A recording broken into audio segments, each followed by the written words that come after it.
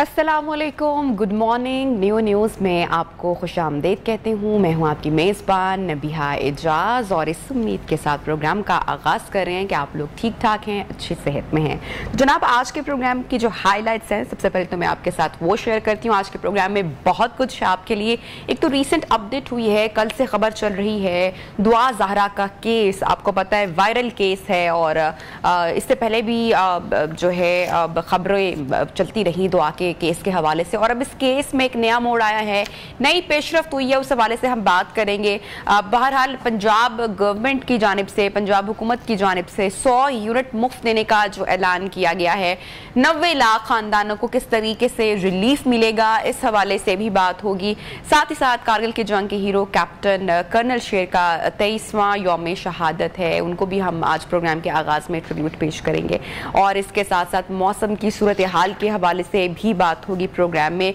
मौसम करवट बदल रहा है, अर्बन फ्लडिंग का खदशा जाहिर किया जा रहा था इन कराची, कोयटा और कोयटा की सूरत हाल के हवाले से एक पूरा डिटेल ब्रीफ सेगमेंट हम करने वाले हैं। पहला सेगमेंट होगा। और साथ ही साथ जनाब हैज़ा और मौसम चूँकि बड़ा तब्दील हो रहा है, ऐसे में हैज़ा, पेट के जो मसले मसाइल हैं वो भी बढ़ते चले जा रहे हैं, तो इस हवाले से भी आपको यकीनी तौर पर गाइड करेंगे कि इस मौसम में हैज़े की वबा से आपने कैसे बचना है और बच्चों को कैसे बचाना है। बहरहाल प्रोग्राम का जो हम आगाज़ कर रहे हैं इस वक्त, वो हम ट्रिब्यूट पेश करेंगे। बर्फपोश पहाड़, मौसम ऐसा कि सांस भी जम जाए, मगर हौसला, जुर्रत और शुजात ऐसी कि चट्टान भी झुक जाए।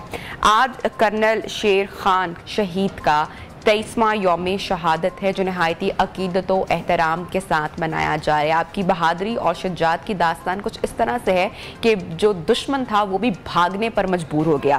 कैप्टन कर्नल शेर खान ने 1999 की कारगिल जंग के दौरान टाइगर हिल के महाज पर बहादुरी और शुजात के साथ जंग की और इंडियन फौज भी उनकी शुजात का एतराफ़ किया। इसी हवाले से जो गवर्नमेंट ऑफ पाकिस्तान है, पाकिस्तान ने इस बहादुरी पर इनको निशाने हैदर से भी नवाजा। एक रिपोर्ट प्रोग्राम के आगाज में आपके साथ शेयर करते हैं, फिर प्रोग्राम में गुफ्तगू को आगे बढ़ाएंगे। आइए। बर्फपोश पहाड़, मौसम ऐसा कि सांस भी जम जाए, लेकिन जज्बा और हौसला ऐसा कि चट्टान भी टूट जाए। ये उस बहादुर सपूत की दास्तान है जिन्होंने जान तो दे दी लेकिन अपना सर झुकाया और ना ही कौम का सर झुकने दिया।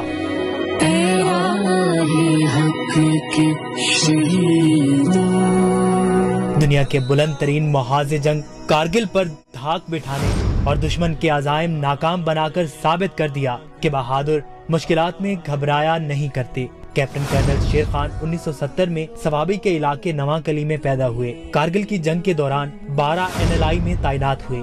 उन्होंने यूनिट की कमांडो प्लटून के प्लटून कमांडर के तौर पर बेशुमार खिदमात सरअंजाम दी और मुश्किल चोटियों पर खुद आगे जाकर वतन का दिफा किया, जिसका एतराफ बरमला दुश्मन ने भी किया। उनके जिस्मों से रसने वाला लहू पुकार पुकार कर ये कह रहा है, आइन जवा मर्दा हक गोइयो बेबाकी, अल्लाह के शेरों को आती नहीं रुबाई।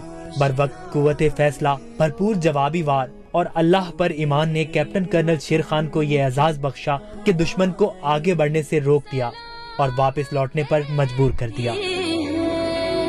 बिल्कुल, और कितनी माओं की जो गोद है वो सुनी हो जाती है और कितने हमारे मुल्क के जो बहादुर और जवान सपूत हैं वो अपनी जान का नजराना पेश कर देते हैं ताकि जो दुश्मन है वो मैली आंख उठाकर हमारे मुल्क पर ना देख सके और हम चैन की नींद रात को सो सके। तो बिल्कुल ट्रिब्यूट हम पेश करते हैं और प्रोग्राम को अब हम आगे बढ़ाएंगे। और जो आपकी आज की जो टॉप स्टोरी है, जैसा कि मौसमियाती तब्दीली का सामना करना पड़ रहा है और एक चैलेंजिंग सूरत हाल है, और इससे पहले अर्बन फ्लडिंग का भी खदशा जाहिर किया जा रहा था। कराची के हवाले से, हैदराबाद के हवाले से, कोयटा के हवाले से भी खबरें सामने आ रही थी। बात करेंगे इसी के ऊपर डिटेल के। शदीद बारिशों की पेशगोई की गई थी पंजाब में, ताहमी सिलसिला थोड़ा सा रुका हुआ, थमा हुआ दिखाई दे रहा है। महकमा मौसमियात के जानिब से तमाम इदारों को भी अलर्ट जारी किया गया था और अब ऐसा लग रहा है कि एकदम से जैसे कि मौसम ने यू टर्न ले लिया है और लग रहा है कि शायद इस साल बारिशें जो हैं वो मामूल से कम होंगी, क्योंकि मानसून का आगाज़ है और पंजाब में अभी बारिशों का सिलसिला उस तरह से नहीं शुरू हुआ। अब ऐसे में कोयटा का जो ये आप मनाजिर इस वक्त देख सकते हैं, ये कोयटा के मनाजिर हैं जहां पर अर्बन फ्लडिंग इस वक्त है और आप देख रहे हैं कि कैसे सब कुछ पानी में बह गया है। पानी सब कुछ बहा कर ले गया है और लोग भी अपनी मदद आप के तहत अपने आप को संभाल रहे हैं। वैसे भी ईद कुर्बान का मौका है, जानवर भी यहाँ पर मौजूद थे, वो भी पानी के साथ बह गए और अच्छी खासी तादाद में पानी यहाँ पर जमा हुआ दिखाई दे रहा है और बड़ी खासी तादाद में लोग इस वक्त पानी में मौजूद हैं और अपने आप को सेव करने की कोशिश कर रहे हैं। बात करेंगे इसी हवाले से जो मौसमियाती तब्दीली और चैलेंजिंग सूरत हाल है अर्बन फ्लडिंग के हवाले से। सरदार सरफराज साहब चीफ मेट्रोलॉजिस्ट ने हमें ज्वाइन किया है। बहुत शुक्रिया सरफराज साहब आपने ज्वाइन किया। पहले खतरा जाहिर किया जा रहा था, खदशात थे कि कराची अर्बन फ्लडिंग का शिकार होगा, लेकिन जो रुख है वो कोयटा का हो गया। क्या आप इस पे कहेंगे आने वाले दिनों में और कौन कौन सा जो इलाका है वो बारिश से या अर्बन फ्लडिंग से मुतासिर हो सकता है? जी बहुत शुक्रिया। देखिए, जो अर्बन फ्लडिंग की इशू की गई थी एडवाइजरी कल 3, 4 या 5 दिन पहले, तो उस वक्त सूरत हाल ये थी कि जो हवा का कम दबाव भारत में से सेंट्रल भारत से राजस्थान पे पहुंचकर था इम्कान के वो पूरे सिंध को मुतासर करेगा। और उसमें बलूचिस्तान का भी जिक्र था, नॉर्थ ईस्ट बलूचिस्तान के जो डिस्ट्रिक्ट्स हैं बेशतर, और मुझे याद है कि एक दिन फिर उसमें कोयटा का भी जिक्र हुआ था। तो वो एक्चुअली राजस्थान पर वो लो प्रेशर पहुंचा, तो उसके साथ साथ एक और लो प्रेशर एरिया पीछे बे ऑफ बंगाल पर और ईस्टर्न इंडिया पर बनना शुरू हुआ। तो अमूमन ये होता है कि जब दो लो प्रेशर्स एक तरह से एक लाइन या एक एक्सिस पर आ जाएं तो फिर जो उनमें से एक स्ट्रांग होना शुरू हो जाता है और दूसरा वीक होना शुरू हो जाता है। तो वो जो ईस्ट साइड पे था बे ऑफ बंगाल वगैरह पे, यानी बे ऑफ बंगाल का मॉइस्चर समझ लें आप कि वो उसके अंदर सर्कुलेट होना शुरू हो गया और अगले वाला सिस्टम जो राजस्थान पर था उस तक नहीं पहुंचा और राजस्थान वाला फिर स्प्लिट हो गया 2 हिस्सों में। उसका कुछ हिस्सा अरेबियन सी पर शिफ्ट हो गया और कुछ राजस्थान पर ही रहा। तो इस लिहाज से सिंध के किसी भी शहर में कोई ऐसी अर्बन फ्लडिंग की सूरत हाल नहीं हुई। कुछ जगहों में तेज़ बारिश हुई है, जैसे मीरपुर ख़ास में 56 मिलीमीटर रात रिकॉर्ड हुई वहाँ से आज सुबह, और इसी तरह से थरपारकर में 60-70 मिलीमीटर हुई। अलबत्ता कोयटा में और जो उससे मुल्क का इलाके हैं कोलू, सिब्बी, बारखान और नीचे जो किला सैफुल्ला, इन ऊपर जोब, इन सब एरियाज़ में अच्छी तेज़ बारिश हुई है। क्योंकि वो पहाड़ी इलाके हैं तो पहाड़ी का जो नदी नालों का पानी होता है वो भी उसमें जमा होके समझ ले आ जाता है। हालांकि बारिश तो कोयटा इटसेल्फ से 30 मिलीमीटर रिपोर्ट हुई है, लेकिन ये कि इर्द गिर्द का पानी ज़ाहिर है वो पहाड़ियों से जमा होकर सारा नीचे नशेबी इलाकों में आता है, तो उसकी वजह से ये सूरत हाल पैदा हो गई। अच्छा सरफराज साहब, ये तो बात दुरुस्त है कि आपने साइंसी बुनियादों पर ऑब्वियसली खबर शेयर करनी होती है, इतला देनी होती है। तो क्या मौसम ने अचानक कोई करवट ली है या कोई तब्दीली आई है, ये मैं आपसे जानना चाह रही हूँ, क्योंकि पहले पेशगोई की जा रही थी कि ना मुल्क भर में मामूल से ज़्यादा बारिशें होंगी। जी, उसमें मैंने आपको बताया ना कि ये तब्दीली आई है कि जो यानी जिस लो प्रेशर सिस्टम्स की बुनियाद पर जिसके इन्फ्लुएंस में मानसून हवाओं का शिद्दत से दाखिला मुतवक्किल था पूरे मुल्क में, वो इसलिए नहीं हो पाया कि उसके साथ या उसके बिहाइंड एक और लो प्रेशर बनना शुरू हुआ जो बे ऑफ बंगाल पर और ईस्टर्न इंडिया पर मौजूद है अब। तो असल में उस यानी मानसून हवाएं जो बे ऑफ बंगाल से भी इंटर होकर आनी थी वो उस लो प्रेशर की वजह से एक तरह से रुक सी गई, और जो ऑलरेडी इधर सेंट्रल इंडिया या राजस्थान वगैरह पर था इसको सिर्फ अरेबियन सी से सपोर्ट मिल रही है, बे ऑफ बंगाल से फिलहाल सपोर्ट नहीं मिल रही है। इसलिए तो ये दोबारा एंटर होगा यहाँ पर, दोबारा से बारिशें मामूल से बढ़ेंगी या अब ये खतरा टल चुका है? नहीं, यानी इस स्पेल का तो खतरा इतना नहीं है जो चल रहा है, ये स्पेल ऑनगोइंग है इसमें अभी। लेकिन ये जरूर है कि कोयटा और ये जो पूरी बलूचिस्तान की पट्टी है, जो आप कह लें कि नॉर्थ ईस्ट बलूचिस्तान से लेके नीचे बिल्कुल जनूबी उस तक, यानी ये लसबेला डिस्ट्रिक्ट है वहाँ तक, ये पूरी बेल्ट जो है इस पे मुसलसल बारिशें हैं। यानी ये तो यानी आने वाले वक्त में, आने वाले दिनों में यहाँ पर मजीद भी अर्बन फ्लडिंग का खदशा जाहिर किया जा सकता है? जी हो सकता है, बिल्कुल। खासकर हिल टोरेंट्स वहाँ पर जो पहाड़ी इलाके हैं ना, उनकी वजह से जो नदी नालों में तूफानी आती है, तो वो क्योंकि अरेबियन सी वाला जो पोर्शन है वो ज़्यादा एक्टिव हुआ हुआ है, उससे ज़्यादा हवाएं उधर बलूचिस्तान की तरफ जा रही हैं। तो चूँकि आपको पता है पहाड़ी इलाकों में जैसे ही कोई मॉइस्ट एयर दाखिल होती है तो वो ओरोग्राफिक इफेक्ट की वजह से फिर वहाँ पर ज़्यादा तेज़ स्पेल हो जाता है, तेज़ बारिश का इम्कान रहता है। तो ज़्यादा जो बलूचिस्तान वाली पट्टी है वो मतलब अगले चंद दिन तक, यानी मिड ऑफ जुलाई तक वहाँ पर ऑन एंड ऑफ बारिश है। बारिश का सिलसिला। ठीक है, तो आपने बलूचिस्तान की बात की और कोयटा की बात की, जो कि आने वाले दिनों में अभी भी खासा मुतासिर हुआ है और काफ़ी अभी भी नुकसान जो है वो हम देख रहे हैं कि बारिश की वजह से या अर्बन फ्लडिंग की वजह से हो चुका है। कराची की अगर मैं सूरत हाल की बात करूं तो मैं चाहूँगी आप उस हवाले से भी हमारे नाजरीन को आगाह कीजिएगा।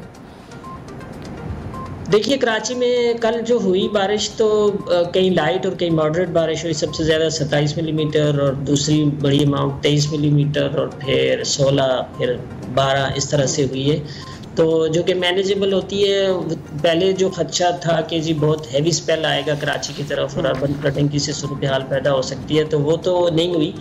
अब हल्का स्पेल ही है। आज शाम में भी इम्कान यही है कि हल्की बारिश होगी और अगले 2-3 दिन है ये सिलसिला कि वो जो अरेबियन सी में एक सर्कुलेशन, हवाओं की सर्कुलेशन मौजूद है, उसके इन्फ्लुएंस में शाम में हवाएं दाखिल हुआ करेंगी। दिन में तो इतना इम्कान नहीं होता, लेकिन शाम में कुछ हीटिंग वीटिंग के बाद फिर चांसेस बना करेंगी और लाइट कहीं और कहीं मॉडरेट बारिश का सिलसिला 2-3 दिन जारी रहेगा। ठीक, बलूचिस्तान और सिंध के हवाले से आपने बताया। सरफराज साहब, जरा पंजाब के हवाले से भी बताएगा। मॉनसून मौजूद है, बारिशें थमी हुई रुकी हुई दिखाई दे रही हैं, गर्मी की शिद्दत में भी इजाफा हो रहा है, तो आने वाले दिनों में पंजाब के हवाले से, लाहौर के हवाले से क्या खबर है?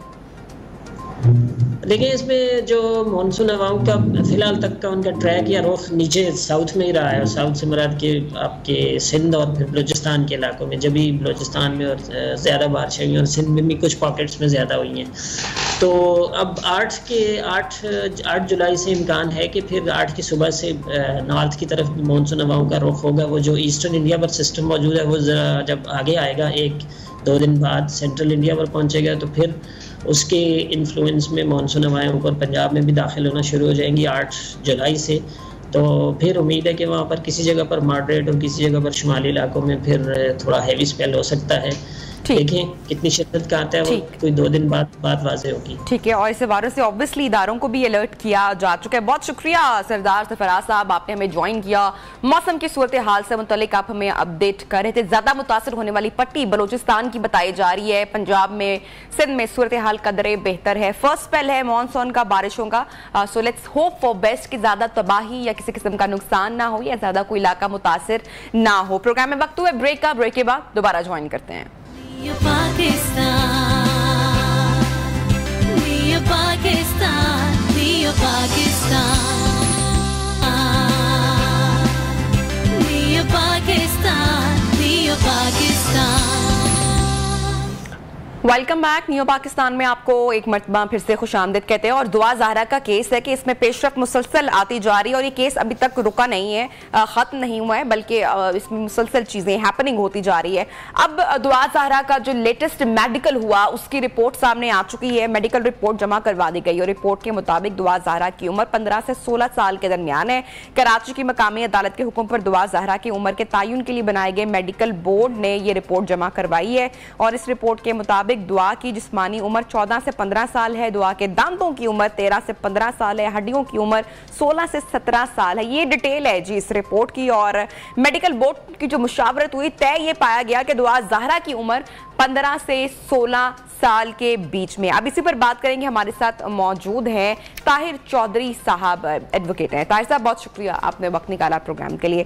सबसे पहले तो मैं आपसे जानना ये चाहूंगी, पाकिस्तानी आइन क्या कहता है, किस उम्र में शादी की इजाजत देते हैं? और बच्ची की उम्र भी मेडिकल बोर्ड के बाद, रिपोर्ट के बाद सामने आ चुकी है। अच्छा, इसमें मुख्तलिफ सूबों का कानून जो है वो अलग है। पंजाब में जो चाइल्ड मैरिज है उसके हवाले से कानून ये है कि लड़के की उम्र 18 साल होनी चाहिए और लड़की की उम्र 16 साल होनी चाहिए। सिंध में जो कानून है उसमें दोनों के लिए, लड़का और लड़की दोनों के लिए उम्र 18 साल होनी चाहिए। अगर इस कानून की वायलेशन होती है, अगर पंजाब में शादी होती है या सिंध में होती है, तो इसका मतलब ये होगा कि ये चाइल्ड मैरिज है और कम उम्री की शादी को जुर्म बनाया गया कानून के मुताबिक। तो ये जो दुआ ज़हरा की शादी है, ये निकाह पंजाब में हुआ, तो इसको अगर हम कानूनी नुक्ता नज़र से देखें तो लड़की की उम्र 16 साल होनी चाहिए थी। 16 साल से कम उम्र अगर वो है तो वो इसका मतलब ये है कि चाइल्ड मैरिज है, जिसको कि चाइल्ड मैरिज रिस्ट्रेंट एक्ट के तहत उसको जुर्म करार दिया गया है। इसके ऊपर हमारी जो कोर्ट्स हैं उनका भी ओपिनियन मैं अगर कहूँ कि कोई एक जगह पे, वो एक नुक्ते पे मुर्तकज़ नहीं है तो ये गलत नहीं होगा। कुछ कोर्ट्स कहती हैं कि जो कानून, जो सब्सटेंटिव लॉ बना दिया गया कि 16 साल उम्र होनी चाहिए, तो इसका मतलब है कि 16 साल ही होनी चाहिए। उससे कम उम्र शादी जो है वो गलत होगी, वो कम उम्री की शादी होगी, वो जुर्म होगा। कुछ अदालतें कहती हैं कि नहीं, अगर 16 से थोड़ा सा कम एज है, 15 साल है, लेकिन मेडिकली उसको डिक्लेयर कर दिया जाता है कि लड़का या लड़की जो है वो बालिग है, तो इसका मतलब है अगर ऐसी शादी हो गई है तो उसको फिर उस शादी को चलने दिया जाए। तो ये जो केस है दुआ ज़हरा का केस, ये एक टेस्ट केस होगा पाकिस्तानी अदालतों के लिए। अच्छा, जैसे कि ताहिर साहब, आप देखें ना कि निकाह पंजाब में हुआ है, इतलात तो ये सामने है कि पंजाब बच्ची आई और दुआ ज़हरा का जो निकाह है वो पंजाब हुआ। केस सिंध में लड़ा जा रहा है, फैमिली बच्ची की वहां पर मौजूद है। तो अब जिस तरह सूबों में आपने फर्क बताया आइन के मुताबिक कि किस तरह से जो शादी की उम्र है वो अलग अलग तरीके से इजाजत देते हैं, तो फिर अब इस केस का फैसला क्या निकलेगा कि जब शादी पंजाब में होती है और केस सिंध में लड़ा जा रहा है? अच्छा, ये जो केस सिंध में दर्ज करवाया गया, ये बच्ची की गुमशुदगी का, बच्ची के अगवा का केस दर्ज हुआ था। बेसिकली इस तरह के केसेस में वालिदैन को जब पता नहीं चलता कि उनकी बेटी कहाँ पे गई है, तो वो फौरी अपनी जो मकामी अदालत है, अपना मकामी जो पुलिस स्टेशन है, उसको रुजू करते हैं, वहाँ पे एप्लीकेशन देते हैं, दरख्वास्त देते हैं FIR के इंदराज के लिए, गुमशुदगी के बच्ची गुमशुदा हो गई है या उसको किसी ने अगवा कर लिया। अगर तो उनको मुलजिम का पता हो तो उसका नाम वहाँ पे दर्ज करवाते हैं। तो इसलिए ये केस जो है वो कराची में दर्ज हुआ। तो वो जो क्रिमिनल केस कराची में दर्ज हुआ, उसकी फिर प्रोसीडिंग जो है वो आगे चली, जिसमें फिर बच्ची को high court, Sindh high court में पेश भी किया गया, जिसमें बच्ची के बयान लिए गए। निकाह जो है ये पंजाब में हुआ। तो ये जो निकाह वाला या फैमिली मामला है, ये तो फिर यहाँ की अदालतों में हुआ। लड़की ने यहाँ लाहौर में मजिस्ट्रेट साहब के सामने जाके बयान दिया। वो जी, हेलो ताहिर चौधरी साहब, आप मुझे सुन पा रहे हैं?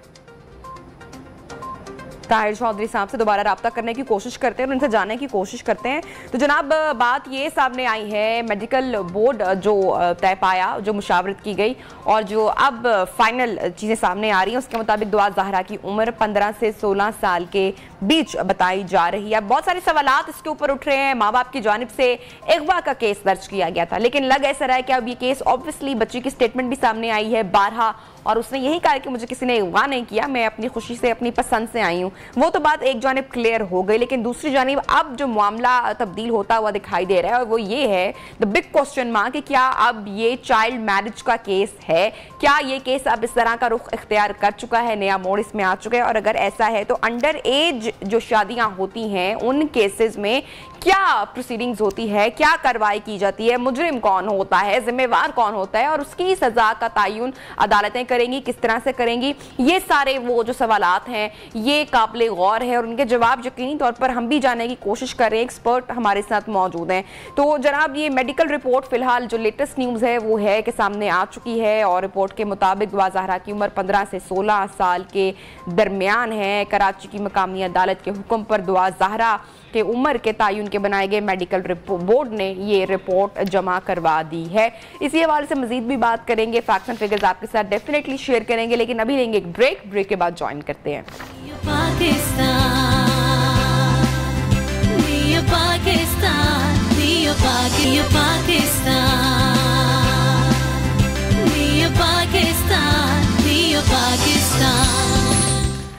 Welcome back. प्रोग्राम में आपको एक मरतबा फिर से खुशामदीद कहते हैं और ताहिर साहब हमारे साथ इस वक्त मौजूद हैं और दुआ ज़हरा केस से मुतालिक बात करेंगे। ताहिर साहब, ब्रेक से पहले हम बात कर रहे थे कि अब ये केस अगवा के केस से इसका रुख अब तब्दील हो चुका है और ये चाइल्ड मैरिज का केस बन चुका है। क्या मजीद कार्रवाई या पेशरफ्त हो सकती है इस केस में? अच्छा नबीहा, ये मुझे लगता है कि ये केस जो है चूँकि बहुत ज़्यादा हाईलाइट हो गया, तो ये आने वाले वक्तों के लिए भी ये हमारी कोर्ट्स को मुझे लगता है डिसाइड कर देना चाहिए वाज़े तौर पर, बड़ा क्लियरली, कि इस तरह की शादी, कम उम्री की शादी का अगर कानून है तो फिर उस शादी की इजाज़त ना दी जाए मेडिकल रिपोर्ट्स या कुछ और जो है उनको बहाना बनाकर। आपका जो सवाल है तो ये डेफिनेटली ये जो FIR दर्ज करवाई थी दुआ ज़हरा के वालिदैन ने, ये दुआ ज़हरा की जो स्टेटमेंट हुई थी तो उसके बाद उसको C क्लास कर दिया गया था, मतलब दाखिल दफ्तर कर दिया गया था, उसके ऊपर फिर कार्रवाई आगे नहीं बढ़ाई गई थी।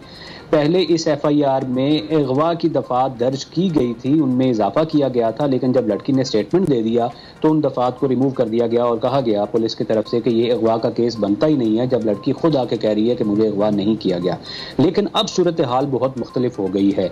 अब वही FIR, उसमें दुआ ज़हरा के वालिदैन डेफिनेटली ये कोशिश करेंगे और उनके वकील साहब की भी ये कोशिश होगी कि उस FIR में अगवा की जो हैं वो दफ़ात दर्ज हों और ज़हीर के ख़िलाफ़ अगवा का जो मुकदमा है उसको प्रोसीड किया जाए। कानून ये कहता है, हम अगर रेप का जो कानून देखें तो उसमें भी लिखा हुआ है कि अगर किसी की मर्ज़ी के ख़िलाफ़ उसके साथ ताल्लुक़ कायम किया जाए तो उसको रेप की सज़ा दी जाएगी। उस कानून में लिखा हुआ है कि अगर मर्जी के साथ, किसी की कंसेंट के साथ भी किसी के साथ जिनसी ताल्लुक बनाया जाए, लेकिन और वो लड़की जो है उसकी उम्र 16 साल से कम हो तो बेशक वो अपनी कंसेंट दे भी रही है तो वो रेप ही कंसीडर होगा, उसमें ये नहीं होगा कि ये कंसेंट के साथ ये ताल्लुक कायम हुआ था। इसी तरह किडनैपिंग का जो कानून है उसमें भी फिर इसमें अब जिम्मेवार कौन बनेगा, कसूरवार कौन है, लड़का भी, उसके घर वाले भी, और सजा भी हो सकती है किसी किस्म की? इसमें डेफिनेटली सजा हो सकती है। मैं भी उसी तरफ बात कर रहा था कि किडनैपिंग का कानून भी एप्लीकेबल होगा कि 16 साल से कम उम्र लड़की को चाहे उसकी मर्जी के साथ ही उसके घर से ले जाया गया, चाहे दुआ ज़हरा ये स्टेटमेंट दे कि मैं अपनी मर्जी से गई हूं, लेकिन चूंकि अब उसकी उम्र डिक्लेयर हो गई 16 साल से कम है वो, तो कानून ये कहता है 363 ऑफ पाकिस्तान पीनल कोड और 361 ऑफ पाकिस्तान पीनल कोड के 16 साल से कम उम्र बच्ची को उसके गार्डियन की, उसके वालिद की मर्जी के बगैर किसी जगह से रिमूव किया जाए तो वो किडनैपिंग का वो जुर्म होगा और 7 साल कैद की सजा होगी। तो अब ये मुख्तलिफ जो है, इसी तरह चाइल्ड रिस्ट्रेंट मैरिज एक्ट के अंडर भी ये शादी करने वाले को, ज़हीर की उम्र जो है वो 21 साल है, ये शादी करवाने वाले को वो निकाह खान है, वो अगर ज़हीर के वालिदैन भी इस शादी में शामिल हैं तो child restraint marriage act Punjab के अंडर वो अलग से उनको सजा हो सकती है और किडनैपिंग की सजा अलग से हो सकती है। बहुत शुक्रिया आपका ताहिर चौधरी साहब, आप हमें पूरे केस की जो प्रोसीडिंग है और अब फर्दर इसमें क्या हो सकता है उस हवाले से आप हमें बता रहे थे। बहरहाल प्रोग्राम को बढ़ाएंगे आगे और अब जरा कुछ बात करेंगे आपकी सेहत के हवाले से। तो जनाब, चूंकि मौसम हो रहा है तब्दील और बारिशों का भी मौसम है, ऐसे में हम देखते हैं कि बैक्टीरिया बहुत ज़्यादा बढ़ जाता है, हैजे की वबा जो है वो बहुत ज़्यादा बढ़ जाती है। बच्चों की इम्यूनिटी चूंकि इतनी कम होती है, इतनी लो होती है कि खुदा न खास्ता बच्चे अगर इससे मुतासिर हों तो उनकी तबीयत बहुत ज़्यादा बिगड़ भी सकती है। बच्चे क्या, बड़े भी इससे मुतासिर हो रहे हैं। तो ऐसे में बाहर के जो खाने हैं आई थिंक उनको ज़्यादा से ज़्यादा अवॉइड भी करना चाहिए। बहरहाल ये क्यों है डायरिया और हमने कैसे केयर करनी है, इस हवाले से हम बात करेंगे। हमारे साथ मौजूद हैं colonel retired doctor Suhail Aslam साहब। डॉक्टर साहब, थैंक यू सो मच, आपने ज्वाइन किया हमारे प्रोग्राम में। मुझे बताइएगा, ये जो मौसम तब्दील हो रहा है और डायरिया या हैजा की वबा जो इतनी फूट पड़ी है, फैल रही है, इसका गर्मी के मौसम से कोई ताल्लुक है या मॉनसून के मौसम से? बिस्मिल्लाहिर्रहमानिर्रहीम। थैंक यू नबिया। देखते थे, लेकिन इस साल ये थोड़ा अर्ली आ गया है। चेंजिंग वेदर, सबसे इम्पोर्टेंट जो इसमें कॉज होती है वो वाटर सप्लाई, फूड इनटेक। जो वाटर सप्लाई है उसका जो है सबसे इम्पोर्टेंट रोल है। ये क्लीन वाटर सप्लाई, अनफॉर्चुनेटली हम अपने बच्चों को क्लीन वाटर सप्लाई अभी तक प्रोवाइड नहीं कर पा रहे 100% बच्चों को, जिसकी वजह से जो डायरिया है वो सबसे कॉमन है। और हमारी एज यू नो कि हमारी जो इंटरनेशनल स्टैंडिंग में हमारी जो टॉप 2 डिजीजेज हैं जिससे हमारे बच्चे सिक होते हैं और इवन डेथ भी जिनसे होती है वो डायरिया और निमोनिया से। तो डायरिया इज नंबर 1 काज। तो उसकी जो इस मौसम में इम्पोर्टेंट रीजन है वो बारिश का पानी जो मानसून में मिक्स होना, फिर सेवरेजेस का मिक्स हो जाना ड्रिंकिंग वाटर के साथ, पुअर पर्सनल हाइजीन के बच्चे की खुद की हिफाजत, सफाई कितनी रखी जाती है। ज़ाहिर है because of the inflation, decreasing food quality के हिसाब से और चीज़ों के ये महंगाई का बढ़ना भी एक रीज़न है। जिसकी वजह से लोग अपने बच्चों की पर्सनल हाइजीन का ख्याल नहीं रख पा रहे और प्रॉपर वाटर सप्लाई सही नहीं दे पा रहे। अच्छा डॉक्टर साहब, अब ये बताएगा कि ये मर्ज जानलेवा खुदा ना खास्ता कब होता है, उसके सिम्टम्स क्या होते हैं और क्यों होता है? अच्छा, डायरिया की जो जो सबसे पहले जो पेरेंट्स को पता चलता है तो वो तो लूज मोशन के साथ है ना, लेकिन 3 चीजें लूज मोशन में सबसे इंपॉर्टेंट है जो पेरेंट्स को नोट करनी है। नंबर 1, अगर मोशन में ब्लड आ रहा है। नंबर 2, अगर मोशन बिल्कुल वाटरी है, पानी की तरह है। और नंबर 3, अगर large tour more than 5 in a day हो रहे हैं तो आपको अलर्ट हो जाना चाहिए कि things can go worse, things can go bad. और डेथ की जो कॉज होती है वो पानी की कमी, डिहाइड्रेशन। जब इन 3 रीजन की वजह से वाटर लॉस, वॉमिटिंग में और लूज मोशन में वाटर लॉस ज्यादा हो जाता है तो चाइल्ड गेट्स डिहाइड्रेटेड। और जैसे ही हम डिहाइड्रेटेड होते हैं तो बॉडी का इंटरनल मैकेनिज्म वो फेल होना शुरू हो जाता है। इलेक्ट्रोलाइट्स, जो सॉल्ट्स हमारी बॉडी के अंदर होते हैं उनका इम्बैलेंस शुरू हो जाता है, जिसकी वजह से किडनीज प्रॉपर वर्क नहीं कर पाते एंड फिर हमारा सर्कुलेटरी सिस्टम इन्वॉल्व हो जाते हैं and then it causes death. तो बेसिकली जो कॉज ऑफ डेथ होती है इसमें वो डिहाइड्रेशन है, और डिहाइड्रेशन को प्रिवेंट करना इतना मुश्किल काम नहीं है और उसको सिर्फ आइडेंटिफाई करना है कि बच्चा, डॉक्टर साहब छोटे बच्चे जो यूजुअली होते हैं वो वाटर इनटेक का ख्याल नहीं रखते हैं और पानी उस तरीके से नहीं पी पाते हैं। तो जब आपको लगे कि बच्चे के लूज मोशन बढ़ रहे हैं और बच्चा वाटर इनटेक भी बाय माउथ उस तरह से नहीं ले रहा है, वाटर इनटेक उसका अच्छा नहीं है, तो फिर फौरी तौर पर पेरेंट्स को क्या करना चाहिए? हॉस्पिटल जाना चाहिए, ड्रिप्स वगैरह, मतलब कि डॉक्टर से बात करनी चाहिए? ऑब्वियसली डॉक्टर तो मुआयना करेगा और खुद भी सजेस्ट करेगा, लेकिन यूजुअली हम देर कर देते हैं हॉस्पिटल जाने के लिए। दो जो है ना वो डेंजरस साइन जो 2 हैं, वो एक तो ये कि बच्चा कुछ पी नहीं पा रहा, जैसे ही आप कुछ देते हैं तो उसके मुंह से निकल जाता है वो ढीला हो गया और पी नहीं पा रहा। ये एक डेंजर साइन है, खतरनाक अलामत है। और दूसरी खतरनाक अलामत है कि इतनी वॉमिटिंग है कि कुछ अंदर रुक नहीं रहा। ये 2 अलामत बहुत खतरनाक। इस सूरत में आपको फौरन हॉस्पिटल जाना है करीबी, क्योंकि मुंह से अगर पानी वापस रिप्लेस नहीं हो रहा तो इसको आईवी लाइन ड्रिप्स के जरिए देना पड़ेगा। तो ये 2 जो पेरेंट्स को समझने की चीजें, ये 2 खतरनाक अलामत हैं। आपने बड़ी अच्छी बात की। मैं आपकी बात को रोके एक बड़ी जरूरी बात पूछना चाह रही हूँ, क्योंकि बड़ा जरूरी है कि हम इस पर बात करें। आपने सिम्टम्स बताए, कौन से जो इंपॉर्टेंट सिम्टम्स हैं जब हमें हॉस्पिटल जाना चाहिए। बहुत सारे लोग आज भी जब बच्चों को वॉमिटिंग होती है या लूज मोशन होते हैं या डायरिया, चूंकि मौसम भी इस तरह का है, तो पहले घरेलू टोटके ही करते रहते हैं। पहले 1 दिन या 2 दिन सौंफ वाला पानी हो गया, इलायची वाला पानी दे दो, इससे थम जाएगा, इससे रुक जाएगा। हम बड़ी सुस्ती करते हैं। बच्चों को हॉस्पिटल ले जाने में कितना काम खराब हो सकता है खुदा ना खास्ता इस तरह की सिचुएशन में। मैं चाहूंगी आप वालिदैन को प्लीज आगाह कीजिएगा। एक चीज जो बच्चों वाले घर में हर वक्त मौजूद होनी चाहिए वो है ORS। WHO ने बहुत रिसर्च के बाद एक महलूल तैयार किया है कि ORS अगर प्रॉपर तरीके से बच्चे को दिया जाए तो बच्चे के अंदर पानी की कमी और नमकियात की कमी नहीं होगी। तो ORS तो पहली चीज है। जैसे ही आपके बच्चे को लूज मोशन या वॉमिटिंग स्टार्ट होती है, आपने सबसे पहले ORS शुरू कर देना। ये जो सौंफ का पानी है, और ये बेसिकली इस पे बहुत रिसर्च कर चुकी है WHO। राइस वाटर, चावल की पिच देना, और बहुत इस पे रिसर्च करने के बाद वो इस बात पे मुत्तफिक है पूरी दुनिया कि डायरिया का सबसे, पानी को रिप्लेस और नमकियात को रिप्लेस करने का सबसे जो इफेक्टिव वे है वो ORS देना है। इसलिए घर की रेमेडी में है कि अगर लूज मोशन स्टार्ट होते हैं तो आप ORS तो फौरन शुरू करेंगे। लेकिन जो ये खतरनाक अलामत जो मैंने 2 बताई हैं, एक ये कि बच्चे का पानी पी ना सकना और दूसरा ये कि बच्चे के अंदर कोई चीज ना रुकना, ये दोनों सूरतों में आप ORS देंगे भी और घर की रेमेडी देंगे भी तो वो उसके अंदर नहीं जा सकेगी ना। तो इसलिए इस सूरत में आपने फौरन हॉस्पिटल जाना है। ये एक इमरजेंसी साइन है। और अगर एक दिन के अंदर आप देख रहे हैं कि आप पानी ORS दिए जा रहे हैं और फ्रीक्वेंसी ऑफ जो डायरिया है वो रिड्यूस नहीं हो रहा, तो इमीडिएटली आपको हॉस्पिटल जाना है। क्योंकि वहां पे आप सहूलियात मौजूद हैं और आपके बच्चे को फौरन आईवी लाइन मेंटेन करके एक ड्रिप लगा दी जाएगी या नमकियात और पानी को रिप्लेस कर लिया जाएगा जो कि लॉस हुआ है।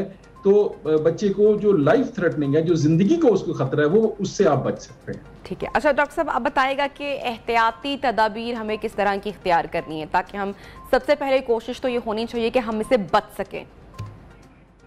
जी, डायरिया से बचाओ। डायरिया होता है मुंह के जरिए कोई खराब चीज का मतलब है जिसके अंदर पैथोजन बीमारी वाले जरासीम होते हैं, वो वायरस हो सकता है, वो बैक्टीरिया हो सकता है, वो हैजे के बैक्टीरिया हो सकता है, तो वो ये मुंह के जरिए जाते हैं। तो हमने सबसे ज्यादा जो ख्याल रखना है वो ये है कि खाने पीने की जितनी चीजें हैं वो हाइजीनिक, नीट एंड क्लीन हो। पानी अगर आपको मिनरल या आपको साफ नहीं मुयस्सर, तो आप जो भी आपको पानी मिलता है उसको उबाल लें, और उबालने के बाद उसको छाने और स्टोर कर लें। और उबला हुआ पानी काफी है आपकी बीमारियों को, पेट की बीमारी को बचाने के लिए। तो पानी का इस्तेमाल बहुत सोच समझ के करना है। आपको हर वक्त अपने वाटर सप्लाई को देखना, जो पीने के लिए आप पानी इस्तेमाल करेंगे उसको कम से कम दर्जा ये है कि आप उसको एक दफा बॉयल करें और बॉयल करके स्टोर कर लें। इसी तरह जो खाना आप इस्तेमाल करें वो ताज़ा हो, और अगर आप पहले का है तो उसको अच्छी तरह गर्म कर लिया जाए और तब बच्चों को दिया जाए। और वेंडर से और बाजारों से जो खुले बर्तनों में और खुले, आजकल जैसे गर्मी का मौसम है तो खुला जो कटा हुआ फल पड़ा हुआ है या कटे हुए जो वेंडर से ये चीजें बिक रही हैं, समोसे, पकोड़े और गोलगप्पे और इस तरह की चीजें जो बाजार में रेडियो पे बिक रही हैं, या कटा हुआ तरबूज, मोस्ट कॉमन इस मौसम में आते हैं ये कटे हुए खरबूजे और तरबूज कट करके रखे होते हैं। वो अगर आप उनके ऊपर जर्म्स हैं, अब ये जर्म्स जब पेट में जाएंगे तो ये डायरिया करेंगे। तो बेसिकली हमने एक सिंपल रूल रखना है कि जो चीज खाने पीने की आपने लेनी है उसमें आपने इंश्योर करना है कि ये जरासीमों से पाक हो। ठीक है। तो ये जरासीम है, इसमें खाने पीने की चीजों का कोई ताल्लुक नहीं है। ये सोचना कि ये खाया था तो इससे हो गया, फूड ये वाला खाना बंद करने देना चाहिए बच्चों का, ऐसा बिल्कुल नहीं है। खाने की कोई भी चीज होगी अगर उसके अंदर जरासीम होंगे तो वो बीमारी करेगी। ठीक है। अच्छा डॉक्टर साहब, एक और चीज़ जैसे कि खुले दूध का इस्तेमाल यूजली होता है, बच्चे भी पीते हैं और मॉनसून का मौसम है वैसे भी, तो दूध में भी बैक्टीरिया या जरसूमा जो है वो आ सकता है। तो ऐसे में उसको बॉयल रूटीन के मुताबिक करना है या अवॉइड करें बच्चों के, ताकि पेट के मसाइल जो है वो ना हो, या किस तरह से हम ख्याल कर सकते हैं? खासकर मैं बच्चों के हवाले से बात कर रही हूँ। बच्चों के दूध में दो चीजों का ख्याल रखना है। एक तो बच्चों के दूध में पानी नहीं डाल, ये बहुत कॉमन मिथ है कि जो दूध है उसको गाढ़ा बहुत है, इसको पतला कर लिया जाए, तो ऐसा बिल्कुल करने की जरूरत नहीं है। और दूसरा, उसको उबालना बहुत जरूरी है। ठीक। आप बिल्कुल इंश्योर नहीं कर सकते खुले दूध को कि किस सोर्स से आया है और किस बर्तन में निकाला गया है, किन हाथों से निकाला गया है और किन मराहल से होता हुआ वो आपके घर तक पहुंचे। इसलिए जब आपके पास आए आप उसको अच्छी तरह बॉयल करें। और फिर दूसरी जो इंपॉर्टेंट चीज है वो है कंटेनर। जिस तरीके से आप देते हैं, जैसे फीडर है तो जो फीडर बच्चों को दिया जाए उसको अच्छी तरह उबालना, निपल्स को अच्छी तरह उबालना। आमतौर पे माओ का ये है कि एक दफा दिन में वॉश किया और फिर सारा दिन वो फीडर इस्तेमाल किया, ऐसा बिल्कुल हिफ्ज़ान सेहत के उसूलों के मुताबिक बिल्कुल नहीं है। हर दफा जब आप फीडर को इस्तेमाल करेंगे तो आप बॉयल करेंगे और बॉयल किए बगैर कोई फीडर इस्तेमाल नहीं करेंगे। ठीक है। Thank you so much doctor साहब, आपने टाइम निकाला हमारे प्रोग्राम न्यू पाकिस्तान के लिए। चूंकि मौसम वैसे भी अभी हम देख रहे हैं कि तब्दील हो रहा है, तो ऐसे में अपने आप को हाइड्रेट भी रखें, बाहर की चीज़ों का इस्तेमाल कम से कम करें, और बच्चों के लिए खासकर जो है वो बहुत नाखून वगैरह काट कर रखें, हाथ वगैरह उनके वॉश करवाएं, खुली बाजार की जो चीज़ें हैं वो खाने से परहेज़ करें, इज्तनाब करें, और कोशिश करें कि हैजे से आप बच सकें, और अगर खुदा ना खास्ता हो जाए तो फौरी तौर पर एहतियाती तदाबीर करें और डॉक्टर से रुजू करें। लेंगे ब्रेक के बाद आपको दोबारा ज्वाइन करते हैं, साथ रहिए। Dear Pakistan, dear Pakistan, dear Pakistan. तो जनाब हमजा शहबाज शरीफ क्या कह रहे हैं वो तो आपने क्लियरली सुन लिया, और महंगाई की तो बातें रोजाना होती रही हैं, पिछली हुकूमत भी करती रही है, मौजूदा हुकूमत भी करती रही है, लेकिन पेट्रोल की जो मसनूआत की कीमतें तारीख की बुलंद तरीन सतह पर पहुंची हैं, उसमें आवाम को, खासकर पंजाब के लोगों को ये जो बड़ा रिलीफ देने का ऐलान किया गया, और कितने लोग इससे मुस्तफीद होंगे, इसी हवाले से बातें करेंगे। लेकिन ऑपोजिशन है कि ताहाल तनकीद करने से बाज नहीं आ रही है। बात करेंगे रहनुमा मुस्लिम लीग नून बुशरा अंजुम भट्ट साहिबा, इस वक्त हमारे साथ मौजूद है। बुशरा साहिबा, थैंक यू सो मच, आपने ज्वाइन किया प्रोग्राम में। पूछना मैं चाह रही हूं कि मखसूस लोगों को बिजली रिलीफ का जो ये ऐलान किया गया है, वेरी वेल डन, इसके लिए मच एप्रिसिएशन, मगर जो 100 यूनिट तक इस्तेमाल करेंगे ये उनके लिए, बिजली सस्ती करने का ऐलान नहीं किया गया, जबकि मुतासर तो हर आम और खास शख्स उससे हो रहा है। क्या कहेंगी आप? जी नबी, thank you so much for having me here. और सबसे पहले तो वो कहते हैं ना, रिलीफ का पहला sign, even though it's a drop in the sea, लेकिन फिर भी हम उस तरफ चल पड़े हैं, अल्लाह का शुक्र है। हुकूमत संभाले कुछ ही अरसा हुआ है, जो अगर महंगाई का दिन जैसे बेकाबू हुआ पड़ा है, sadly speaking Nabiha, these are some क्या कहते हैं ना, सिचुएशन ऐसी है कि ये कुछ IMF के साथ मुआहदे पिछली हुकूमत ने ऐसे तय किए कि हमारे हाथ में नहीं है। और जितना पेट्रोल की प्राइस अगर आप कह रहे हैं, बिजली की कह रहे हैं, ये सब जो है ये these are part of the contract that has been signed by the previous government. But having said that, क्योंकि वही बात है ना कि हमेशा तनकीद और पिछली हुकूमतों पे ब्लेम गेम करने से बेहतर है कि हम आवाम को किसी तरह से भी रिलीफ दें। अगर आपने देखा है कि हमारी मेजर पॉलिसीज यही है कि हम सुपर टैक्सेस लगा के जो अमीर तबका है उसको ज्यादा टैक्स नेट में लेके आए, और ये हमारा फर्स्ट स्टेप टुवर्ड्स रिलीफ है। इंशाल्लाह आप आटे पे देखेंगे, मेडिसिन पे देखेंगे, तो मेरा ख्याल है कि कुछ आइन बात है, it's a step towards the right direction. और हमजा साहब ने बात की कि हम चाह रहे हैं कि हम खुद पारी की तरफ आए, हम सोलर पैनल्स दें जो कि वो कहते हैं ना एक permanent solution to the problem दें। ठीक है, और बिल्कुल जो पहला कदम उठाया गया है डेफिनेटली बहुत अच्छा कदम है। अच्छा, ये बुशरा साहिबा, ऐलान ऐसे टाइम पे किया गया है जब आज से ठीक 2 दिन पहले भारतीय पंजाब में 300 यूनिट तक बिजली मुफ्त देने का ऐलान किया गया, तो आप समझती हैं कि हमारी पंजाब हुकूमत भी कम से कम 200 यूनिट तक इस्तेमाल करने वालों को, बिजली पर इस्तेमाल करने वालों को सब्सिडी दे देती? क्या ये बेहतर होता? राइटली ऑब्जर्व, बट अभी अगर आप भारत की सिचुएशन, इंडिया की सिचुएशन को पाकिस्तान से कंपेयर नहीं करते। राइट नाउ रिसेंटली अभी जो कहते हैं ना गवर्नमेंट हैव चेंज्ड, और वही बात है कि ग्रिप लेने की कोशिश कर रहे हैं। As I mentioned earlier on, it's a step towards the right direction. इंशाल्लाह इन द फ्यूचर जब थोड़े से मामला बेहतरी की तरफ आ जाएंगे तो व्हाई नॉट। और जैसे कि मैं आपसे बात कर रही हूँ, अगर हम सोलर पैनल्स की तरफ जा रहे हैं, सोलर एनर्जी की तरफ जा रहे हैं, तो ये एक permanent solution to the problem है, जहाँ पे आपको बिजली बगैर पैसों के आप जनरेट करेंगे और जो आवाम उससे फायदा उठाएगी। और यही बात है कि खाली अभी मसला बिजली का नहीं है, पेट्रोल प्राइसेस आर हाई, उसके अलावा आटे को हमने सब्सिडीज देनी है, आटे पे भी सब्सिडी देनी है, मेडिसिन फ्री करनी है।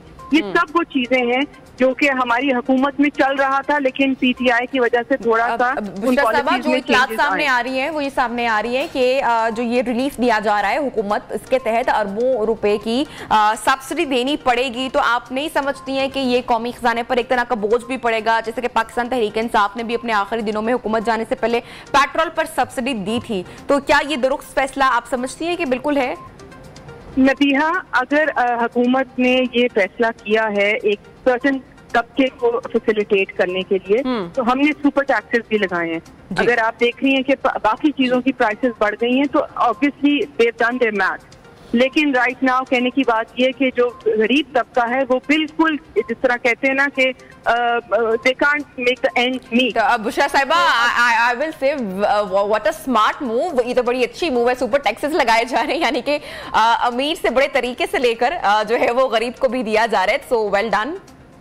बिल्कुल बिल्कुल, और यही मैं बात कर रही हूँ नबिया, this is just the first step. इंशाल्लाह आप इन द नियर फ्यूचर देखेंगे कि हम और भी गरीबों को जो है, देखिए जो राइट नाउ जो हमारा फोकस है वो ये है कि सबसे ज्यादा हमने उनको फैसिलिटेट करना है। तो आप देखेंगे कि आगे भी इंशाल्लाह पंजाब हुकूमत जो है we have made a timeline, और उसमें और भी सब्सिडीज होंगी।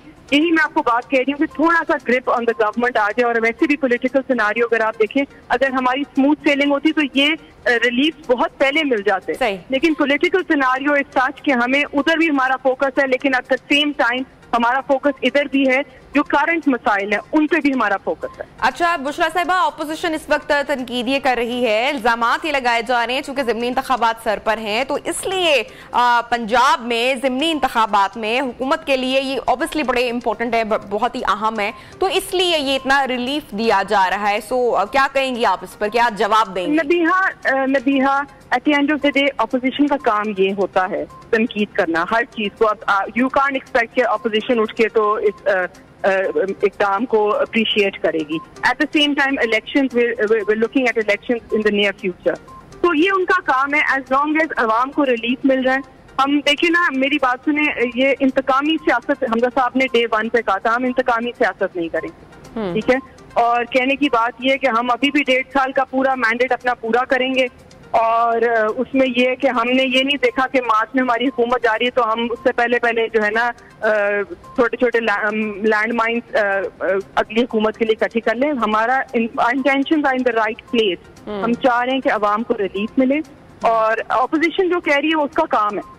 तो we really don't have time for all of that. तो बुशरा साहिबा, आवाम महंगाई की वजह से ऑब्वियसली मुतासिर है। आने वाले दिनों में कुछ अच्छे मजीद भी आपको लगता है कि महंगाई ओवरऑल कम होगी, कोई बेहतर इकदामात मजीद लोगों के लिए उठाए जाएंगे, कोई ऐसी अनाउंसमेंट होगी, कोई रिलीफ पैकेजेस मजीद लोगों को दिए जाएंगे? बिल्कुल नबीहा, आज सून एज जुलाई में हमारी IMF की जो वो कहते हैं ना किस्तें रिलीज होना शुरू करेंगी। We will get aid from other places as well. Having said that, मैंने आपसे कहा कि महीना 1.5-2 और लगेगा, ग्रिप आ जाएगी चीजों पे, पॉलिटिकल सिनारियो बेहतर हो जाएंगे। हमारी काबीना जो है वो फुल फ्लेज जो है ना वो अभी तो काबीना ने भी ओथ नहीं उठाया, तो काम उस तरह से जिस तरह से होना चाहिए, जिस स्पीड से जिस तरह हम चाह रहे हैं। और हम सिर्फ चाह नहीं रहे, हमने पहले भी डिलीवर किया और हम इंशाल्लाह अब भी डिलीवर करेंगे। लेकिन क्योंकि पॉलिटिकल सिचुएशन की वजह से हम थोड़ा सा हिंड्रेंस पैदा हो रही है, बट आगे आप रिलीफ देखेंगे, दवाइयों में रिलीफ देखेंगे, आटे में रिलीफ देखेंगे, जो बेसिक अशिया हैं उनमें डेफिनेटली इंशाल्लाह रिलीफ आएगा। That's great. अच्छा बुशरा साहिबा, अभी तो आपने बात की जो अब पंजाब हुकूमत रिलीफ देने जा रही है पंजाब के लोगों को, तो थोड़ा सा मैं आपसे कमेंट ये भी लेना चाहूंगी, जो आजकल मुल्क में जो पेंडोरा लीक्स का सिलसिला जो सामने आ रहा है और एक के बाद एक हो रही है, और साबिक खातून अव्वल की भी एक वीडियो लीक हुई, उस पर भी मैं आपका कमेंट लेना चाहूंगी। आप मौजूद हैं तो जरूर उस पर भी बात हो जाए। नबीहा, यू सी, ये तो सैडली पाकिस्तान की पॉलिटिक्स का ना एक हिस्सा सा बन गया है।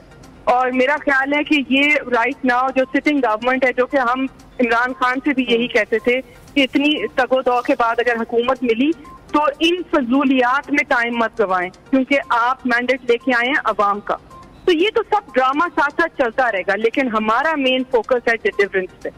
और ये हमारी क़यादत के ऊपर भी जो फर्स्ट एंड फॉरमोस्ट जो उनका प्रायोरिटी है, तो वो यही है कि हम अवाम को रिलीफ दें, हम काम करें। अगर आप इन्हीं चीजों में पड़ जाएंगे ना तो it's a waste of time. तो ये साथ साथ चलता रहेगा। जाहिर बात है, एक हुकूमत से दूसरी हुकूमत आएगी तो जाहिर बात है उनका पंडोरा बॉक्स तो खुलेगा। लेकिन हैविंग सेड दैट, आपने अपनी फोकस जो है ना वो डिलीवरी पे, अवाम को रिलीफ देने पे है और हम उसी पे फोकस कर रहे हैं। बट डू यू थिंक कि इट्स एथिकल कि कल को जब आपकी भी हुकूमत जाएगी तो फिर बहुत सारी बातें तब भी आएंगी, तो ये सिलसिला चलता रहेगा? ये होना चाहिए, ऐसे ही होना चाहिए आप समझती हैं? बिल्कुल भी नहीं होना चाहिए। मेरा ख्याल है कि ये सैडली, मैंने जैसे आपसे कहा कि ये एक कल्चर पाकिस्तानी पॉलिटिक्स का जो बन गया है, ये मेरे ख्याल से ये इररेलेवेंट डिटेल्स हैं जिससे आप स्क्रीन टाइम अवाम का भी जाया कर रहे हैं और मीडिया का भी कर रहे हैं। मेरा ख्याल है कि ये चीजें इदारों के हाथों में होनी चाहिए, जो जिस तरह कहते हैं ना, इमरान खान हमेशा कहते थे कि मैं यहाँ पे इत्तेफाक करने आया। इत्तेफाक का काम इमरान खान का नहीं था। इत्तेफाक नैब करे, बाकी अदालतें करें, आपका काम था डिलीवर करना अवाम का, जो है ना अवाम को फवाइद पहुंचाना। अगर हम भी इनके पीछे लग गए और इन्हीं कामों में लग गए तो उनमें और हमने हमारी हुकूमत जाएगी, इनकी आएगी। हमने 4.25 साल इतनी पॉलिटिकल विक्टिमाइजेशन को हैंडल किया है। मेरा ख्याल है कि ये हिस्ट्री में पहली दफा हुआ होगा। लेकिन कहने की बात है, ये ड्रामा, पॉलिटिकल ड्रामा चलता रहता है। लेकिन आपका कहा ये जा रहा है, इतलात ही सामने आ रही है, बड़े बड़े सहाफी भी बड़ा दावा कर रहे हैं, कहा ये जा रहा है कि जो आने वाले दिन है वो बड़े इंपॉर्टेंट है, बहुत कुछ सामने आने वाला है। ऐसा ही है? उस बहुत कुछ में से कुछ थोड़ा सा आप बताना चाहेंगी कि वाकई ऐसा है, कुछ और भी चीजें सामने आने वाली हैं? Rightly so. देखिए ना, अब जितनी करप्शन या जो केसेस आ रहे हैं तो उनके पीछे कोई ना कोई तो सच्चाई है। Where there smoke there fire. तो कहने की बात ये कि अगर ये बातें आज निकल रही हैं और सामने आ रही हैं और इमरान खान इतने एडमेंट हैं फरा को प्रोटेक्ट करने के लिए, और आपने बुशरा बीबी की भी अगर तो वो उन्हीं की वीडियो ऑडियो है तो उसमें भी, तो कहने की बात है ये चीजें तो साथ साथ चलेंगी ही। लेकिन वही बात है ना, इन चीजों से अवाम का पेट तो नहीं भरता।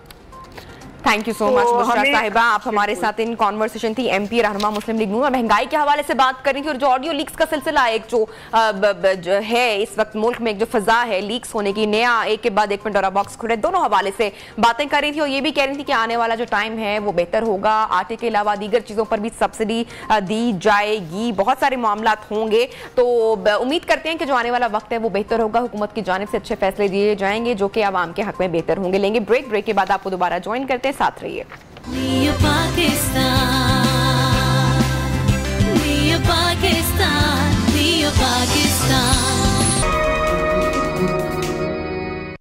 Mia Pakistan, Mia Pakistan, Mia Pakistan. Welcome back. New Pakistan में आपको एक मर्तबा फिर से खुशामदीद कहते हैं। और जब भी हम पाकिस्तान के यंग टैलेंट की बात करते हैं तो हम हमेशा ये कहते हैं कि पाकिस्तान में जो हमारी यूथ है, हमारी जो यंग जनरेशन है, उसमें टैलेंट की किसी भी तरह से कोई कमी नहीं है। और जब बात आती है पाकिस्तान का नाम रोशन करने की, so they are doing so well.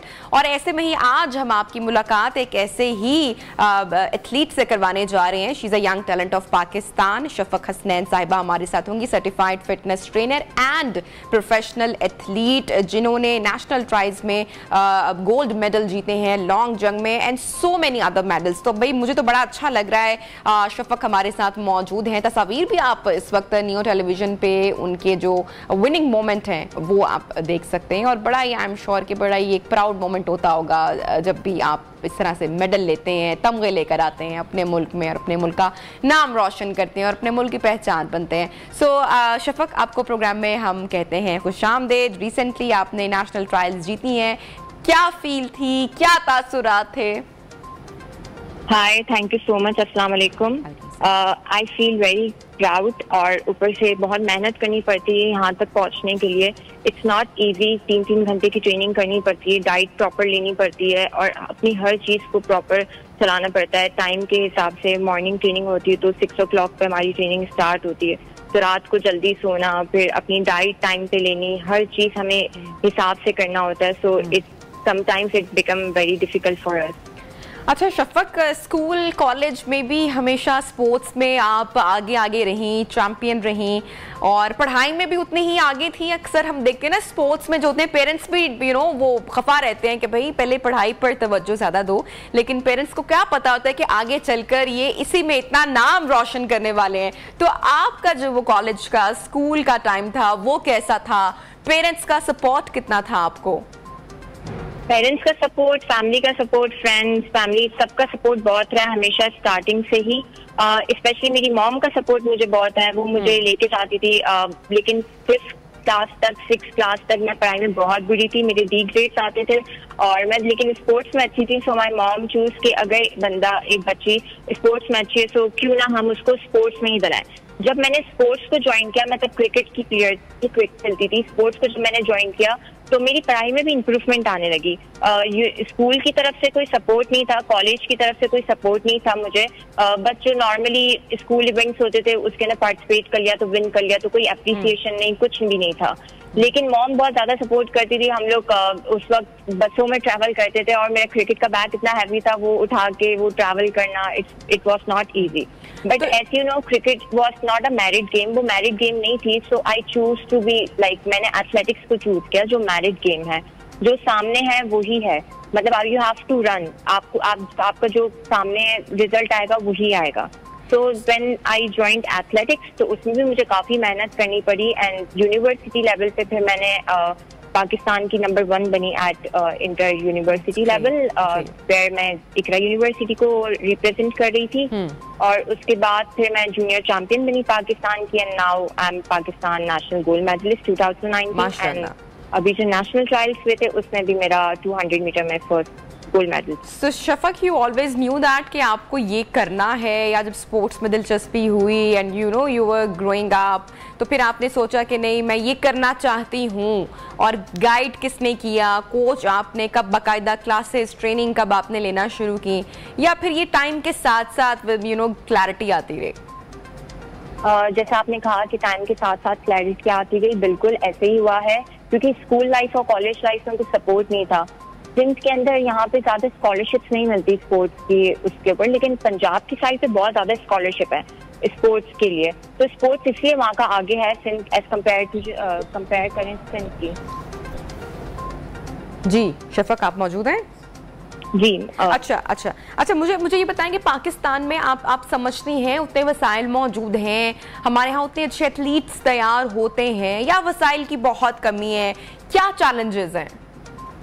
Definitely facilities की तो कमी है ही है। और यहाँ पाकिस्तान के अंदर स्पेशली आपके पास टैलेंट के साथ साथ आपके पास सोर्स होना भी बहुत इंपॉर्टेंट है। अगर आपके पास सोर्स नहीं तो आप कुछ भी नहीं कर सकते, चाहे आप कितने भी टैलेंटेड हो। और जैसे कि आपने कहा हमारे एथलीट्स बहुत अच्छे हैं। अब आप खुद समझ लें कि कॉमनवेल्थ गेम्स के अंदर क्रिकेट की 14 लड़कियां जा रही है। Athletics is a very vast game, mother of all games कहलाती है एथलेटिक्स, जिसमें आपकी जंपिंग आती है, रनिंग आती है, स्प्रिंटिंग आती है, मैराथन आता है। उसके अंदर सिर्फ और सिर्फ आप 4 लोगों को ले जा रहे हो, जिसमें से सिर्फ 3 लड़के और 1 लड़की है, तो आप कुछ डिस्क्रिमिनेशन चेक कर सकते हो। हमारे एथलीट्स बहुत अच्छे हैं। अभी हमारे शजर ने मेडल लिया है उज़्बेकिस्तान में, गोल्ड मेडल। मोहित बलोच ने मेडल लिया है और शहरोज ने मेडल लिया है, यासिर ने मेडल लिया, इतने सारे लोगों ने मेडल लिया, बट कोई अप्रिसिएशन नहीं, कुछ भी नहीं। क्यों नहीं है? जब आप अप्रिसिएट नहीं करोगे उनको तो वो ऊपर कैसे आएंगे? कोई फैसिलिटीज भी नहीं है। और सिर्फ 78% 100 में से आपका क्रिकेट के अंदर जाता है और 22% जो है वो बाकी गेम्स में जाता है। तो जब हमारे पास कुछ बजट नहीं होगा, फैसिलिटीज नहीं होगी, तो हम कैसे अच्छा परफॉर्म कर पाएंगे? आगे क्या इरादे रखती हैं? ओलंपिक में पाकिस्तान की नुमाइंदगी, एशियन गेम्स, काफी कुछ देखिए आपका इंतजार कर रहा है। बिल्कुल बिल्कुल, इंशाल्लाह अभी पाकिस्तान कैंप चल रहा है, ईद के बाद वापस से रिकंटिन्यू होगा। और 8 अगस्त को इस्लामिक गेम्स हैं, तो फिलहाल तो प्लान है इस्लामिक गेम्स के, तो इंशाल्लाह we will perform our best. अच्छा शफक, बहुत सारी खवातीन जो कि आना चाहती हैं, आपके जैसे बनना चाहती हैं, उनको क्या गाइड करोगी, उनको क्या कहोगे? उनको तो सबसे पहला यही कहूंगी कि नजाकत छोड़नी पड़ती है इसके लिए। You have to be very rough and tough। लड़कियों के लिए एक मिथ बनाई हुई है कि हम लोग नजाकत है, हम लोग बहुत फिर ये नहीं सोचना ना कि नेल्स टूट जाएंगे, कलर टैन हो जाएगा, इन सारी बातों से निकलना पड़ेगा। बिल्कुल ऐसा ही है। हम लोग जब सुबह ट्रेनिंग करते हैं, कराची में इतनी धूप होती है, अभी भी यहाँ बारिश तो हुई नहीं, आपको पता है कितनी ह्यूमिडिटी है और इतनी धूप है यहाँ।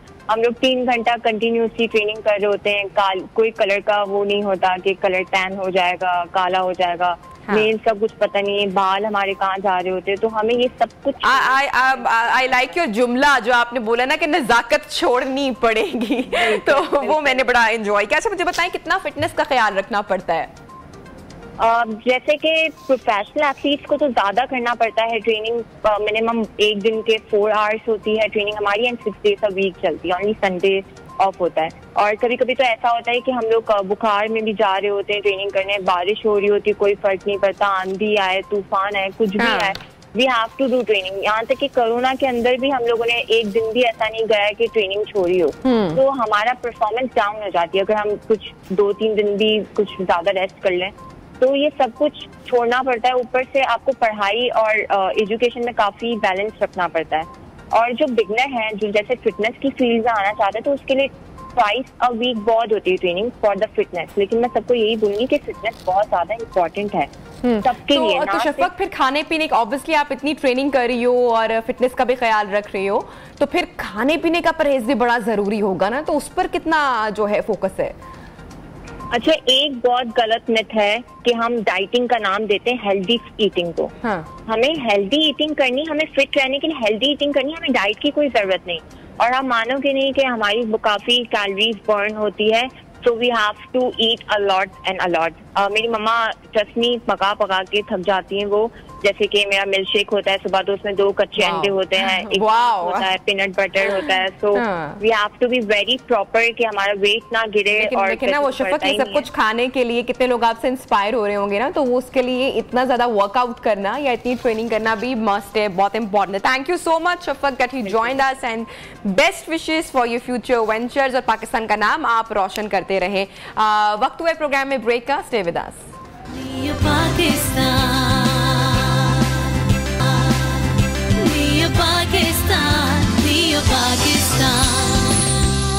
Welcome back on new Pakistan में आपको फिर से खुशामदीद कहते हैं। और ईद कुर्बा की है आमद मवेशी मंडियों में भी जानवर जो हैं वो मौजूद है। रश इस बार मुझे कदरे कम दिखाई दे रहा है। खरीदो फरोख्त बहरहाल अरूज पर है। डेफिनेटली लोगों ने ईद कुर्बा का जो फरीज़ा है उसे अंजाम देना है। तो सूरत हाल इस वक्त कुछ डिफरेंट इसलिए है क्योंकि जो लंपी वायरस है वो आपको पता है कि सिंध से किस तरीके से पंजाब तक ट्रैवल किया है, और बहुत सारे जानवर इससे मुतासर हुए हैं और बहुत सारे जानवर इससे हलाक भी हुए हैं, वैक्सीनेशन लगाने का सिलसिला भी जारी है। बात करेंगे इसी हवाले से जो ओवरऑल इस वक्त सिचुएशन है। शाकिर गुज्जर साहब जो कि सदर कैटल फार्मर एसोसिएशन है। शाकिर साहब, thank you so much for joining us. मुझे बताइएगा महकमा लाइव स्टॉक की जानिब से क्या इकदाम उठाए जा रहे हैं, मवेशियों की वैक्सीनेशन का सिलसिला जारी है? जी देखिए, सिंध में तो अब तक तकरीबन 30 लाख मवेशियों की वैक्सीन हो चुकी है, इम्पोर्टेड वैक्सीन जो है।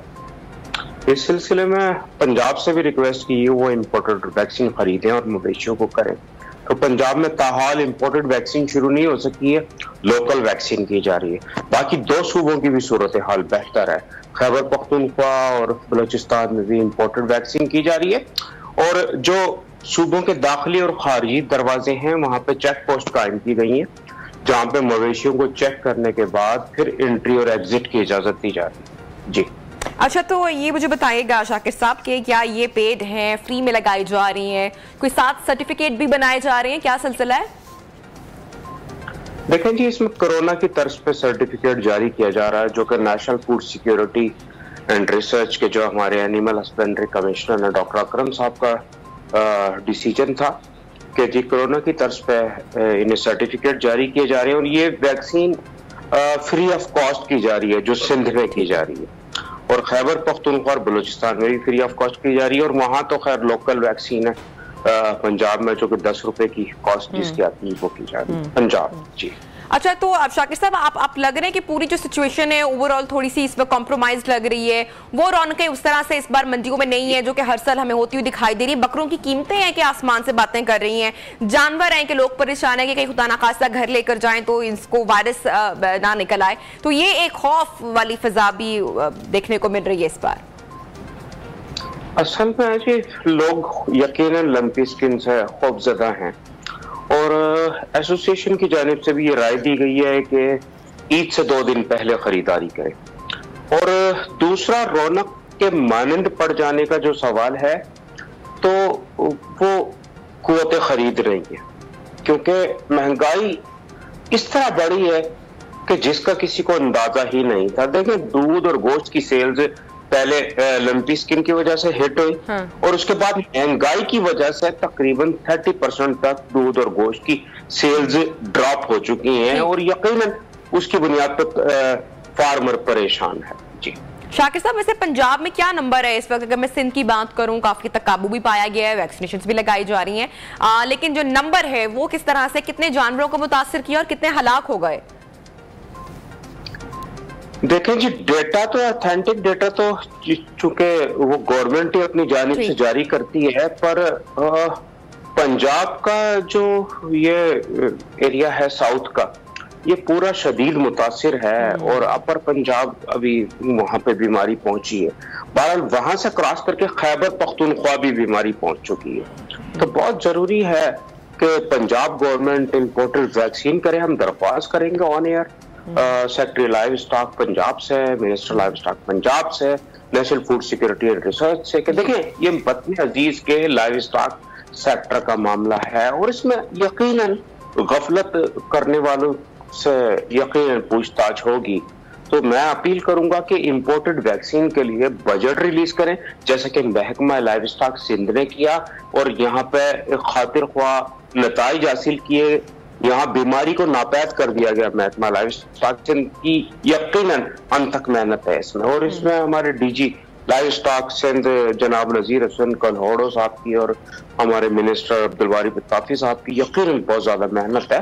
तो मैं अप्रिशिएट करूंगा उन तमाम पैरावेट्स को भी, अपने महकमा लाइव स्टॉक सिंध को भी, और बाकी दीगर तीनों सूबों को भी हम अप्रिशिएट करेंगे। काम चारों सूबों कर रहे हैं। अच्छा तो शाकिर साहब, एक बड़ी इंपॉर्टेंट चीज जो कि मैं आपसे पूछना चाहूंगी इससे पहले कि प्रोग्राम का वक्त खत्म हो, कि ऐसे केसेस सामने आए हैं कि जब जानवर खरीद कर लोग घर लेकर गए हैं तो उसके 1-2 रोज के बाद हमने देखा कि वो लंपी वायरस में डिजीज में मुब्तला हुआ है जानवर। ऐसे में लोगों को पता नहीं है कि अब क्या करना है। सो उस हवाले से भी आप कुछ अगर बताना चाहेंगे कि फिर क्या किया जाए? असल में जी देखें, ताहाल इसका इलाज कोई भी नहीं, ठीक है, इसकी सिर्फ वैक्सीन आई है, और गलत इलाज से मोर्टेलिटी हो रही है बहुत ज्यादा। तो मैं ये कहूंगा उसे बेताशा एंटीबायोटिक अप्लाई ना करें, क्योंकि देखें उसके लीवर में, उसके हर जगह दाने हैं तो यकीनन जब आप एंटीबायोटिक अप्लाई करेंगे तो जानवर मरेगा। लंपी स्किन जानलेवा बीमारी नहीं है, पर गलत इलाज से मोर्टेलिटी हो रही है बहुत ज्यादा मुल्क भर में। तो मैं उन्हें कहूंगा कि सिर्फ वो मच्छर और मक्खी का स्प्रे करें, आपके यहाँ बीमारी नहीं आएगी, क्योंकि इसे फैलाने का जो सबब बनते हैं वो टिक्स, मच्छर, मक्खी और दीगर, या पानी जिस उसके अंदर पानी एक बीमार जानवर ने पिया हो, आपका मवेशी पी ले। यानी आप ये कह रहे हैं कि जब अगर घर लाया जा रहा है, अगर आप सही सलामत जानवर मंडी से लेकर आते हैं, घर लाते हैं, तो वहां पर सिर्फ इस चीज का ख्याल अगर रखा जाए कि मच्छर का जो स्प्रे है वो अगर हम उसके अंदर थोड़ी सी केयरफुल हो जाएं तो जानवर ईद कुर्बान तक बच सकता है। यकीनन जी, मैं इसमें तो हमारे पास मिसाल मौजूद है ना, क्योंकि जब तक वैक्सीन इंपोर्ट नहीं हुई तो यहाँ हमारे म्यूनिसिपल इदारों ने बेतहाशा काम किया था, और एक दो सियासी जमात ने भी वो स्प्रे के लिए गाड़ियां भेजी, तो हमने स्प्रे करके कराची भर में इसे कंट्रोल किया था बीमारी को, और बीमारी को फैलने नहीं दिया गया था। तो बहुत जरूरी है कि आप जो भी मवेशी खरीद रहे हैं, एक तो ईद से 2 दिन पहले खरीदें, और जब तक ईद आए तो आप मच्छर और मक्खी का स्प्रे करें, तो वहाँ दस्तयाब है मार्केट में। बिल्कुल, ईद से 2 दिन पहले भी खरीद सकते हैं। और शाकिर साहब, हम ईद के दूसरे दिन भी, 3 दिन की हमारी कुर्बानी है, हम ईद के दूसरे रोज भी जानवर खरीद सकते हैं, तो कीमतों में भी आपको फर्क महसूस होगा और कोई किसी किस्म की परेशानी की बात नहीं होगी। खुदा ना खास्ता कि अगर जानवर को आप स्प्रे नहीं कर सकते या उस तरह से एहतियात नहीं कर सकते हैं, तो आप जानवर देखभाल कर उसको चेक करके आप लेकर आएं और उसकी फिर आप फौरन कुर्बानी भी करवा सकते हैं। बिल्कुल ऐसे भी हो सकता है। जी हाँ बिल्कुल, पर बस एहतियाती तदाबीर में तो यही है जी। और इलाज में जब आप अताई डॉक्टरों के हत्थे चढ़ जाते हैं तो यकीनन वो एंटीबायोटिक। अच्छा शाकिर साहब, ये जो बकरों की कीमतें इतनी ज्यादा बढ़ गई हैं, आसमान को छू रही हैं, वैसे महंगाई इतनी ज्यादा है और कुर्बानी अब करना अहम फरीजा भी है, लेकिन लोगों की पहुंच से बाहर हो चुका है, क्या कहेंगे? देखें जी, इसके अंदर मैं ये कहूँगा, इसमें हमारी पॉलिसीज का अमल दखल है। देखिए, महकमा लाइव, चारों सूबों के महकमा लाइव स्टॉक और national food security and research को, देखिए मादा जो जानवर है उसकी स्लॉटरिंग पर पाबंदी होनी चाहिए, बकरी की स्लॉटरिंग पर पाबंदी होनी चाहिए। जब आप मादा मवेशियों को स्लॉटर कर देंगे, छोटे और बड़े दोनों के दोनों, तो यकीनन आपके पास मवेशी कहाँ से आएंगे, कहाँ से बकरियां आएंगी, कहाँ से बकरे आएंगे। तो मैं अपील ये करूंगा कि जी इसमें गौर किया जाए, आप मादा जानवरों की स्लॉटरिंग पर पाबंदी लगाएं, बकरों की स्लॉटरिंग होनी चाहिए, बकरी की नहीं होनी चाहिए। और उसकी बेहतरी के लिए, उसके बढ़ावे के लिए तो इन्हें इकदाम करने चाहिए। डेयरी सेक्टर की ग्रोथ में हायल रुकावटों को दूर करनी चाहिए, जिसमें सबसे अहम तो है कि जी अजनास की बेतहाशा एक्सपोर्ट, जो कि डेयरी सेक्टर की ग्रोथ में हायल है, और यकीनन उसकी बुनियाद पे दूध, गोश्त, मुर्गी और अंडा भी महंगा हो रहा है। तो मैं ये कहूंगा कि इन्हें अजनास की एक्सपोर्ट को बंद कर देना चाहिए, जो जरूरी अजनास है। और चारों सूबों के महकमा लाइव स्टॉक जो मादा जानवर के ज़बीह पे पाबंदी है, तो यकीनन उसकी स्लॉटरिंग पे पाबंदी होनी चाहिए, उस पे अमल दरामद होना चाहिए। कानून मौजूद है, अमल दरामद नहीं है, और इसमें भी हमारे इदारों में मौजूद करप्ट लोग शामिल हैं, कवानीन पर अमल दरामद होने। Thank you so much Shakir साहब, आपने टाइम निकाला हमारे प्रोग्राम नियो पाकिस्तान के लिए। डेफिनेटली गवर्नमेंट की जानिब से तो इकदाम उठाए गए कि ये जो वायरस है इसका स्प्रेड कम से कम हो सके, लेकिन जब आप जानवर खरीद कर लेकर आ रहे हैं तो जैसा कि हमारे एक्सपर्ट ने बताया कि कोशिश तो की जाए कि ईद से कुछ एक रोज कबल अगर आप जानवर लेकर आएं या ईद के दूसरे रोज भी जा सकते हैं, तो it's a better idea. Secondly कि जब आप जानवर घर को लेकर आएं तो मेक श्योर कि वहां पर आप मच्छर के हवाले से स्प्रे जरूर करें ताकि ये वायरस ना